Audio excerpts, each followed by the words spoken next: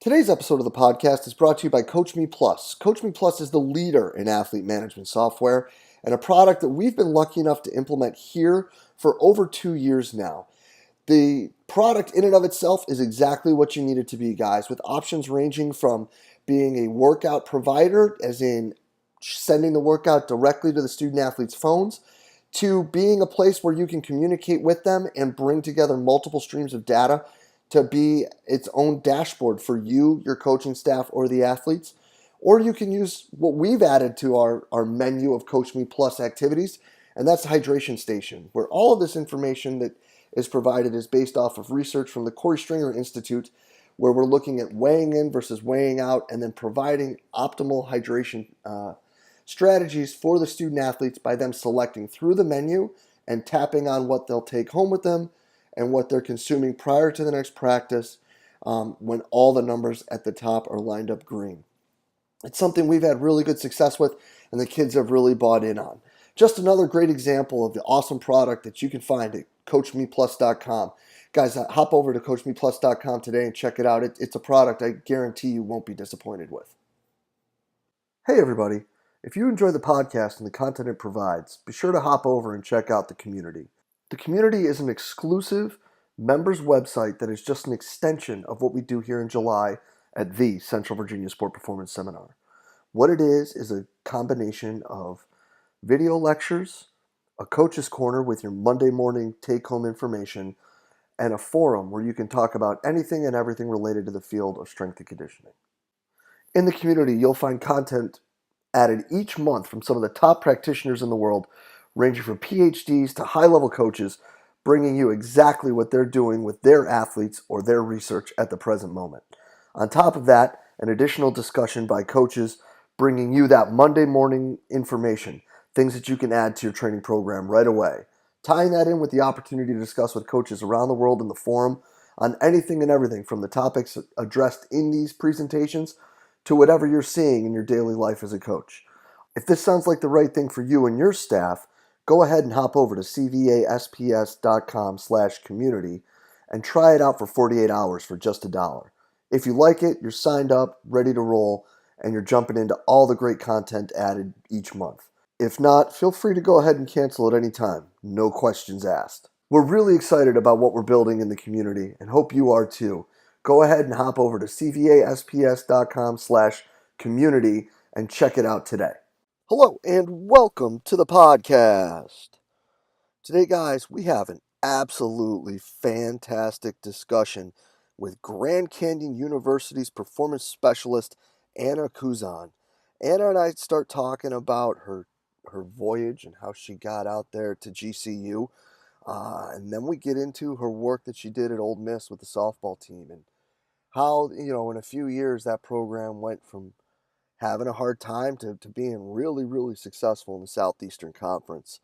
And it's neat. She breaks it down and shares step by step, the entire process that as a whole staff they went through to change this program. Then she touches on the differences that she sees between, being at a Power 5 school and then being in the WAC. Some pretty interesting things, in the differences between being at the highest level and being at a mid-major. And then she gets into, some pretty neat stuff when we talk about advice to younger coaches and specific advice, for female coaches in particular. Guys, this is absolutely a fantastic talk. I hope you enjoyed as much as I did. Let's get right to it. And here we go. Anna, thanks for being on with us today. Awesome being with you. Thanks for letting me join. Yeah, so listen, just let's give people a quick little rundown of where you're at and what you got going on to get us started. All right. So I'm a 8-year coach now, but I'm at GCU currently, so Grand Canyon University. I just moved out here.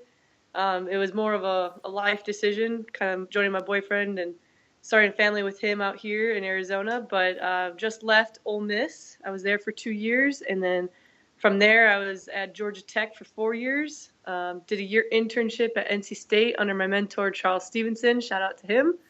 And did my undergrad, and I'm originally from Wisconsin. Did my undergrad at Wisconsin Lacrosse. So kind of been in the field for a while and enjoy it and plan to be here for a while still. Awesome. Yeah, Charles is. I actually just spoke to Charles yesterday, 2 days ago. Nice. Yeah, about, gosh, like an hour. You talk to Charles in like 5 minutes. You Yeah. turn around and it's He, like, oh my gosh, it's like he's it's the best. lunchtime. He's the best. Yeah, super duper guy. But Yeah. listen, let's get back to Oxford. Let's talk a little Sure. bit. You guys had a really significant turnaround with one of the programs you worked with. How Yep. about we start talking there? Let's talk about what you guys were building down there and how things got rolling. Yeah, so like I said, I started there in 2015, and when I was hired, I remember sitting in my interview with Coach Mike Smith, who's a phenomenal coach. He was there a year before I was being interviewed, so he got there. They weren't in the SEC tournament because they didn't make it. They didn't have enough wins, but they were winning a program. Like they were turning around the program slowly. So when they were interviewing me, I remember him saying like, "Hey, look at this map of where we're at," and it was all the names in the SEC, and Ole Miss was at the bottom. And he goes, "I want this team at the top." And I was like, "Coach, I understand. I see your vision, and I'm gonna help you get there." And I told him a little bit more. Like one big thing about me is when I tell coaches, I talk to them. I say, I'm gonna get your good players better and your great players great, but I'm also gonna make your walk-ons or your bottom feeders better because you're only as good as your weakest player in my mind. So I know your All-Americans or your starters are gonna get a lot of attention. They're gonna get a lot of practice and participation, but your bottom players are the ones that I think that you need to build up more just to spark the fire in those starters too. So after that, like he didn't really know me, so it was like kind of a new hire. Like he had a guy in mind that he knew he was familiar with from McNeese, but he took a chance on me, and I'm very thankful for that. So he hired me, and I took his vision and I implanted it right away. I remember very first day with the team. I told coach I was hired in the summertime, and so like I had a few girls around. They're usually at home in the summertime, so they come back at the beginning of the school year. And I remember I got them there the first day, but over the summer I emailed them saying like an introduction, saying like, hey, this is what we're gonna run this conditioning test when you guys get back. Here's some prep for how to get prepared for that. And on the first day, I had this test they ran, and the coaches were all there to see it, and they just got smoked. And I just remember circling them up after end, and I'm like, you guys, like, I'm just laced into them. Like, we got to make sure we finish to the line. I don't care if you can't make it on the times, but you're going to finish strong through that line. You're not going to coast at the end because you missed it by 5 seconds, blah, blah, blah. And, like, I just got on them, and they knew that I wasn't going to take it lightly on them. And I think Coach realized, too, like, man, she's gonna do some work for them. So from there, to that starting point, then the entire fall, I just got after the girls, like, and they got to know me really well, but like I made them work. I got all this work out of them, and they poured into it too. Like they didn't back off, and they poured on, and they got better, and they saw their progress too. They saw how they were getting stronger, and they were getting faster. And I don't know if you know much about fall ball, but it doesn't count for the season, but it's a good way to mark where you're at, and for coaches to kind of flex around with like who they want to play and what position. But the girls were like commenting like how they felt the best shape of their lives during fall ball, and that's pretty remarkable because they're still going through some practices and some weights and conditioning with me, and they were feeling the best of their life. And at the end of our year in November, we do what's called the Oklahoma City Challenge. So it's a week long of different competitions, and me and my intern Ryan Meehan, who is phenomenal for me, he helped out greatly.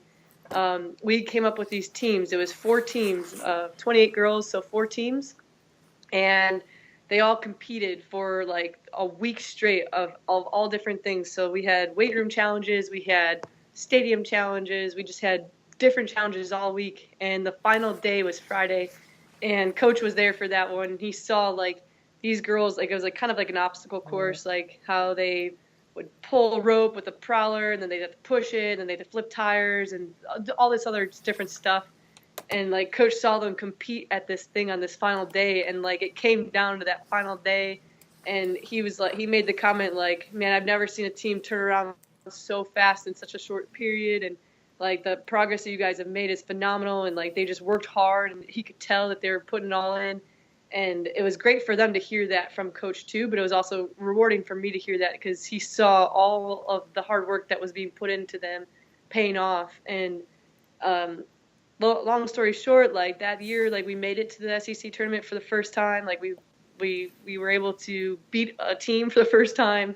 It was shut down shortly after that, but we were seeing progress. And then just the next year, we carried on that mentality, and I did a little bit different things. Like I don't know, Ken Manning is a big idol of mine as well, and I remember listening to one of his speak. I don't know where he was at the time, but he spoke one time, and he mentioned how he has this championship thought he does at the end of his training sessions, which I thought was phenomenal. It's where he got the guys, his football team around, and he picked out a person and said, you're supposed to speak about something not football related, but some sort of adversity that you had to face in life, and how you overcame it or how you came through it.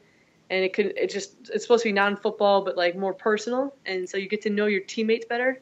So I decided to do that this past year, and like it was kind of cool to see like how the girls came through, and like they shared something a little bit more like deeper that was like not sport related, but they got the team closer. Um, I also shared my story with the team, which I think helped because then I was able to kind of break some barriers with my teammates, like with the athletes, and say like hey, like I didn't always have what I have now. I wasn't always where I'm at right now. Like I had to come through a lot of different things, and it actually kind of opened some doors for some of my athletes to come talk to me about some of the things that were going on in their lives. So it was kind of cool to like see how that like little thing that we started to do built so much more trust in that team and between me and the athletes. But yeah, so continuing on, like we pushed a little bit harder that next year, and you could tell that the girls were hungry for more, and like we were just bringing in more talent, and we were working a lot harder, and we were building off of our last year's success. Like the numbers on my aspect, the numbers from last year, like the girls were just getting even stronger, which was phenomenal to see. And we turned it around, and we ended up beating teams that we shouldn't have beat because based off of stats, like we were the underdogs for sure, and we ended up winning the SEC tournament. And I think because the girls just poured so much heart into the season, and they put so much in the off season, and it was just great to see all their hard work paying off in such a short period of time. Like you don't have to build a program 10 years and like be successful 10 years. It can turn around in a year. It's just a mentality. So it was kind of cool to be a part of that and to see all the hard work paid off for both teams, coach-wise and athlete-wise. So after that first day with the conditioning evaluation, Yeah. where do you feel like things started to click when it came to, steering the ship in the right direction when it came to their outputs and their efforts?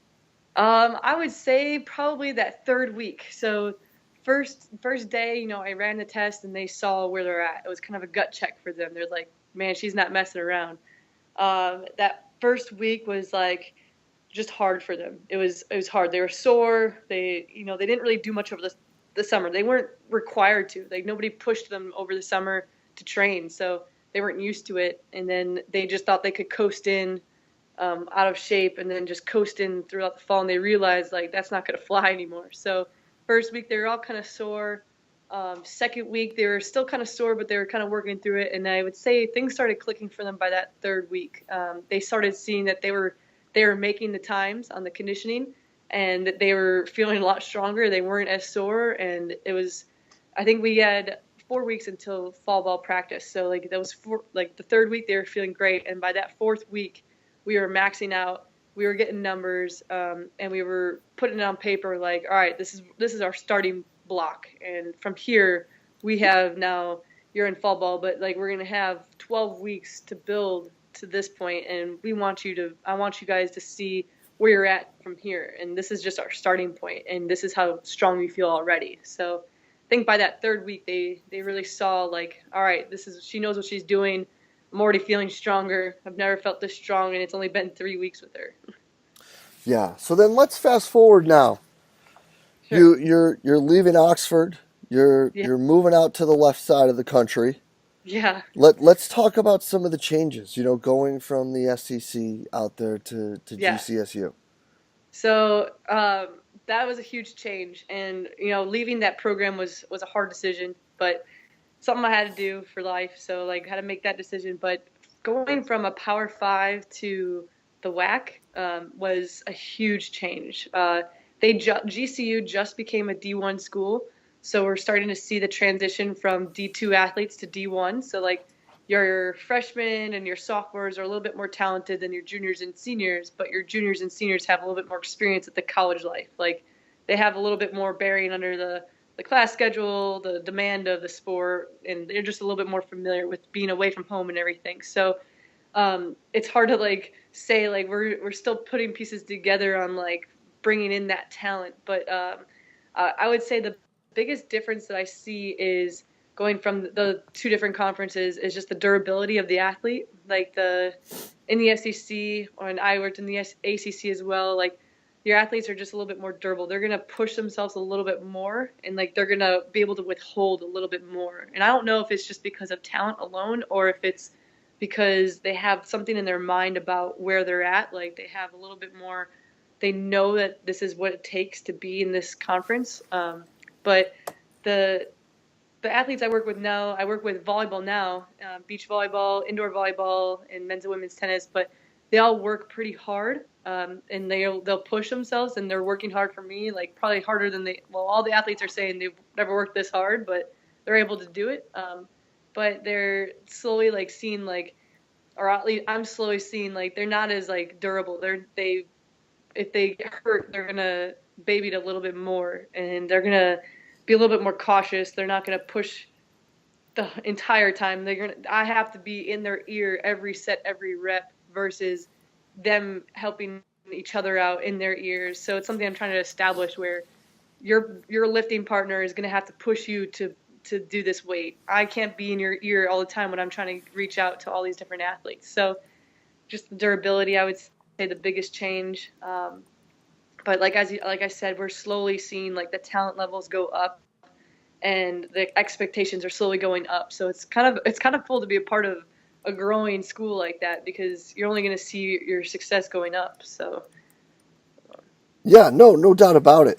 So then, really, what you're then building again is this sort of, I don't know what the word is, this buy-in, these relationships, this trust again when it comes to these student athletes. So what are some things that you're looking back on from your time, at NC State with Charles, or down there in Oxford, what are some things you're seeing that are working that you're like, okay, this seems to be like pretty universal, versus some things that you're like, all right, we might want to put that one back and try that another time.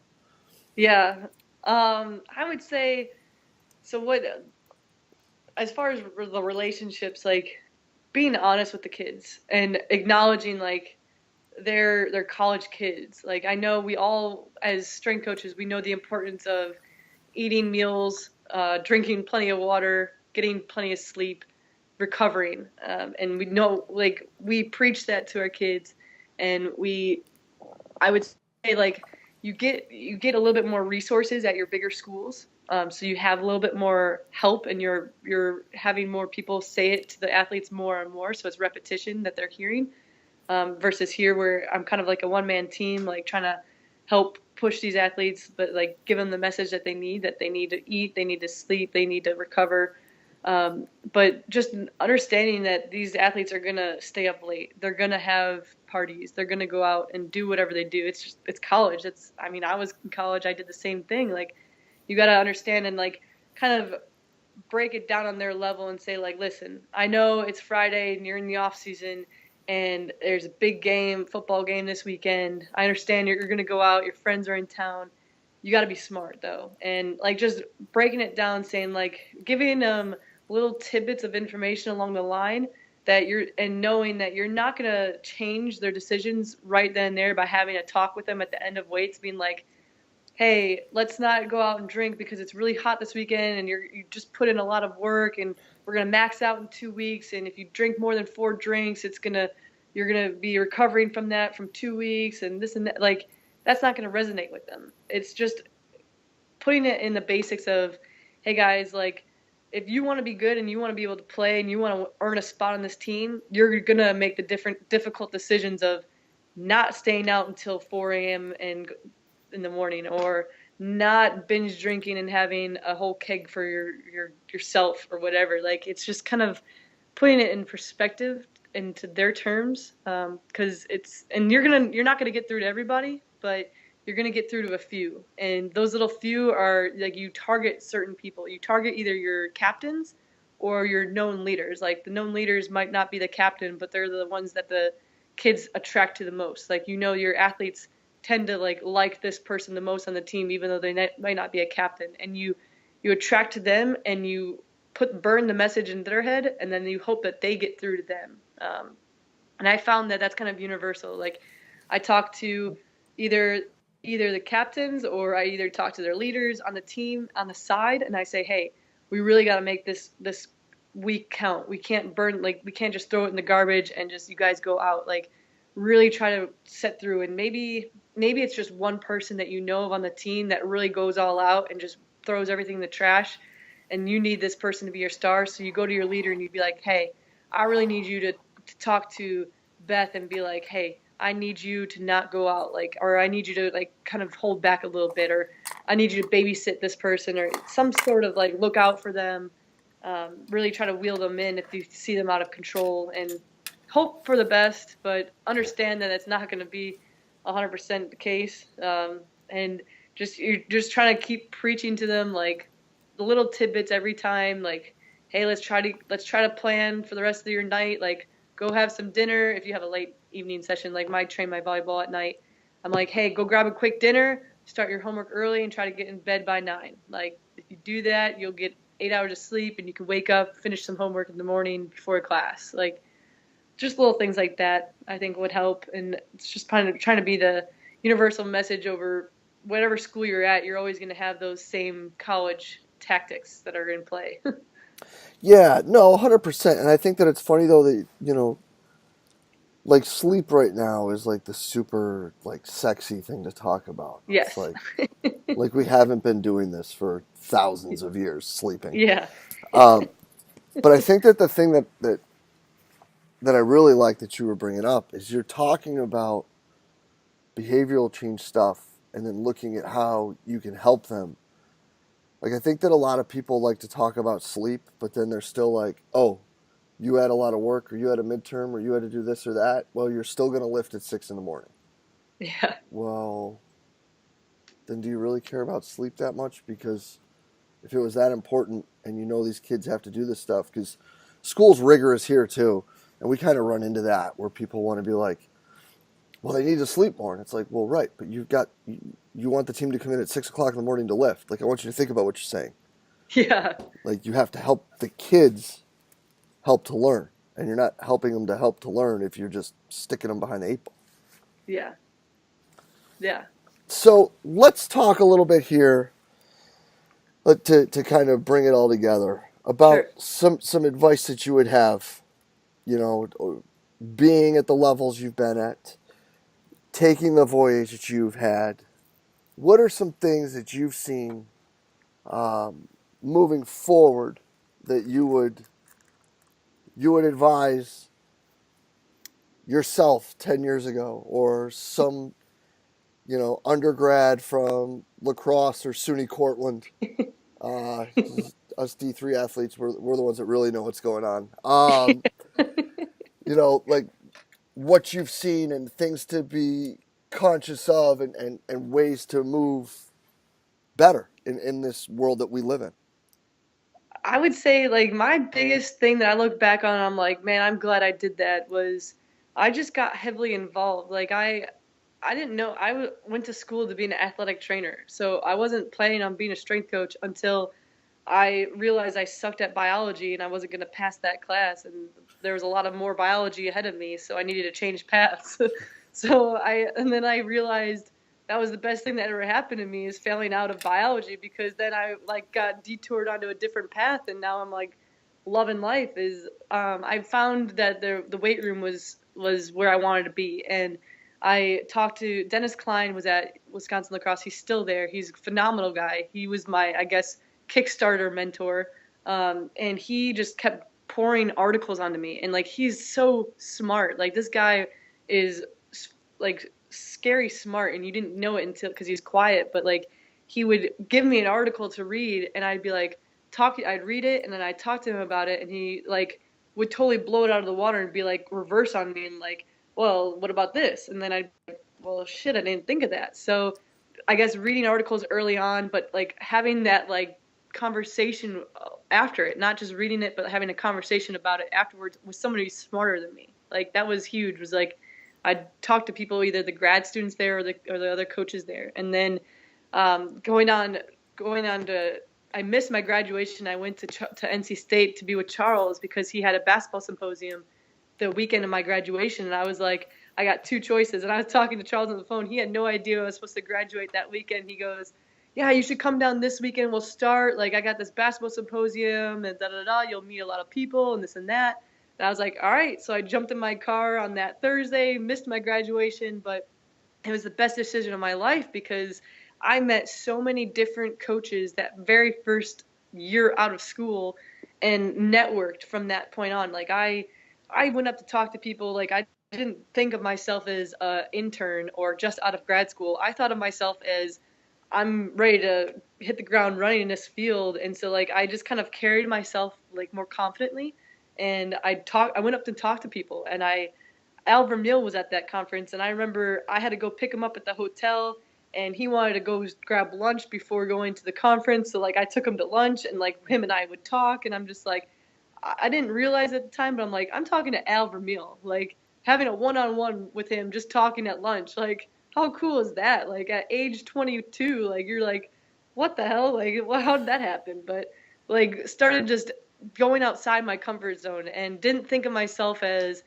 this intern that didn't know anything. Like I guess being in a male dominant world, like as a female, like you kind of have to have like a little bit more confidence and a little bit more pop in your step just to get noticed.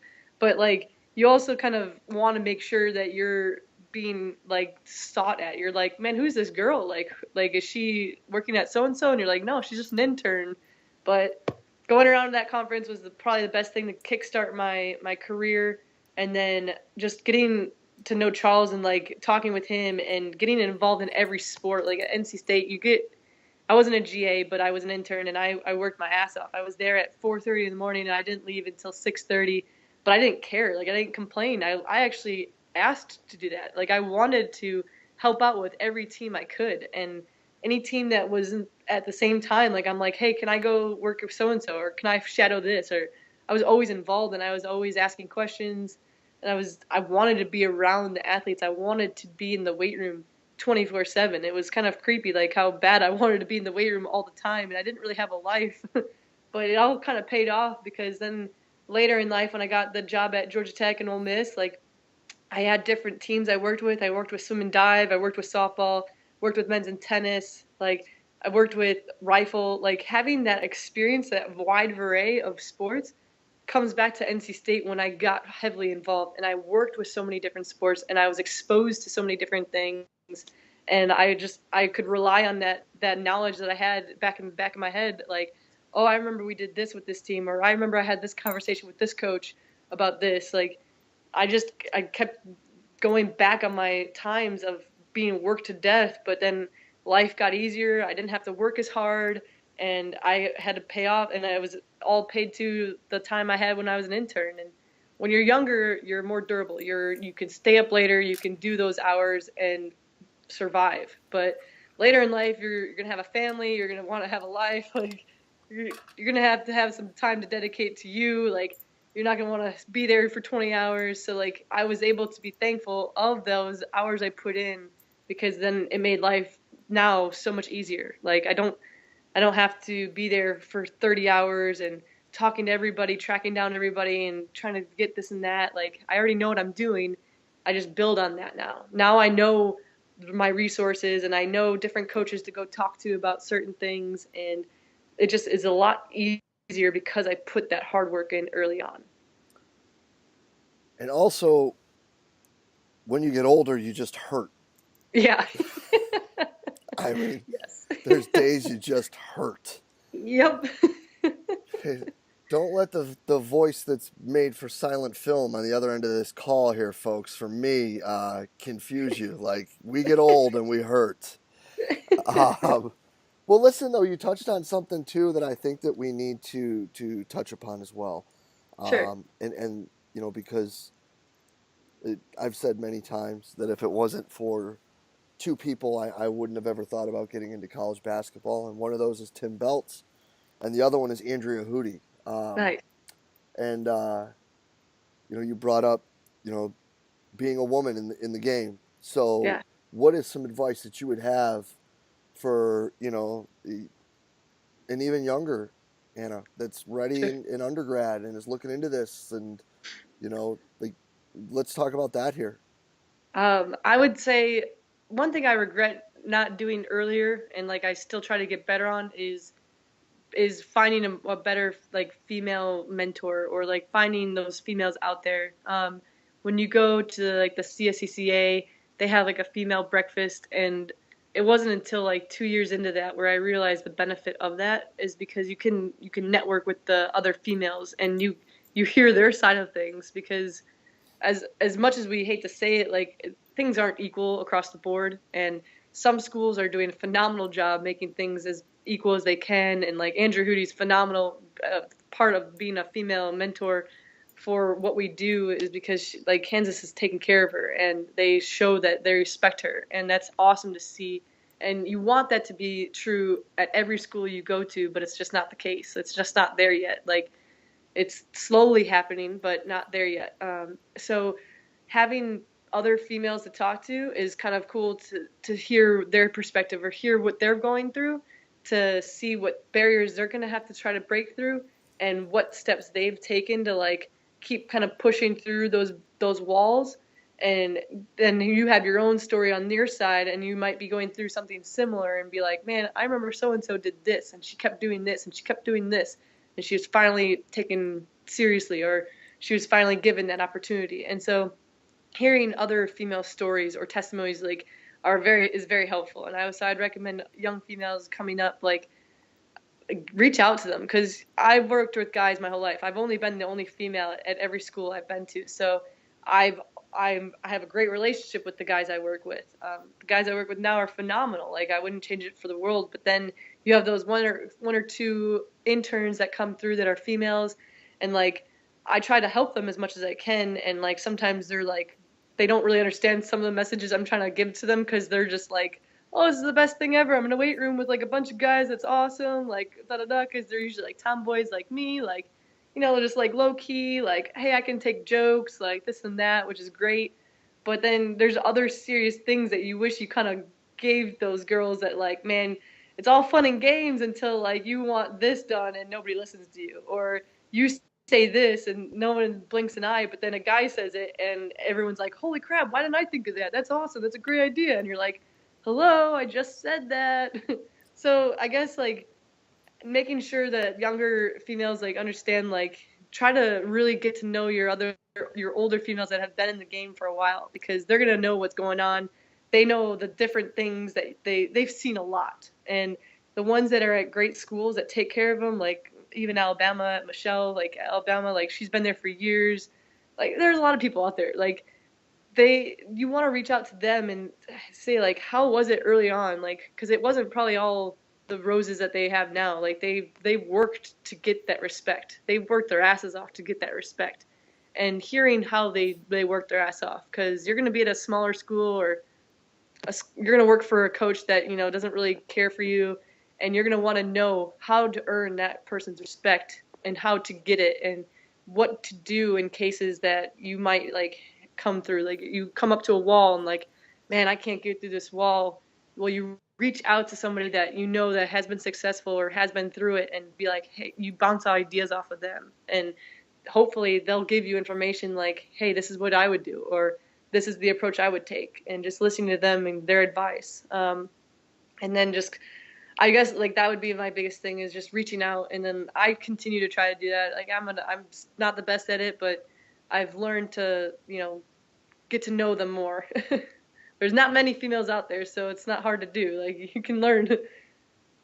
No, but there are some ones out there who have both been in and out of the game. Like when you talk about, I don't know, I guess trailblazers would be the word, but like, obviously Hootie, you Yeah. talk about somebody like a Heather Mason, Yes. Yeah. Katrin Koch, Yep. Tina Murray, Yes. Tina Marie. like people that are just, they're rock stars, man. And then they Yes. do great work, and it shouldn't be it shouldn't really, like with people like that, I don't think people look at any of them as, female coaches. They look at them as some of the best coaches around, and it's, Yep.